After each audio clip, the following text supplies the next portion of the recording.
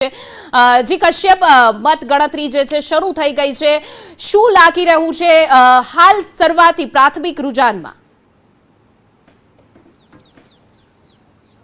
બિલકુલ, ગુજરાત કોલેજ ખાતે 21 વોર્ડ માટે થઈ અને મતગણતરી જે છે તેની પ્રક્રિયાનો પ્રારંભ થઈ ગયો છે અને અત્યારે દાણીલીમડા, અમરાઈવાડી, નિકોલ, ગોતા, જોધપુર, નવાવાડા અને ચાંદખેડા આ જે 7 વોર્ડ છે તેના સ્ટ્રોંગ રૂમ છે તે ખોલવામાં આવ્યા છે અને ત્યાંથી ઈવીએમ મશીન બહાર લાવવામાં આવ્યા છે. સૌથી પહેલાં અત્યારે બેલેટ પેપરથી જે મતદાન થયું છે તેની ગણતરી જે છે તે અત્યારે ચાલી રહી છે અને ત્યારબાદ ઈવીએમ દ્વારા આ મતગણતરી જે છે તે કરવામાં આવનાર છે. આ જે 7 વોર્ડની અત્યારે ગણતરી ચાલી રહી છે તે પૈકીનો દાણીલીમડા વોર્ડ છે. તો દાણીલીમડા વોર્ડમાં ગત વખતે કોંગ્રેસની પેનલ જીતી હતી, જ્યારે અમરાઈવાડી છે જેમાં એક સીટ જે છે તે કોંગ્રેસના ફાળે રહી હતી, જ્યારે 3 સીટ જે છે તે ભાજપ પાસે હતી.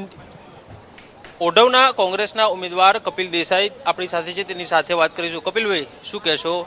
મતગણતરીની શરૂઆત થઈ ગઈ છે, કઈ રીતે સ્થિતિ જોઈ રહ્યા છો, ખાસ કરીને આપના વોર્ડમાં? ચોક્કસથી ઓઢવની જનતા એ પ્રચંડ પ્રેમ, આશીર્વાદ અને સ્નેહ વરસાવ્યો છે અને આ ચૂંટણી ઓઢવની જનતા લડી છે.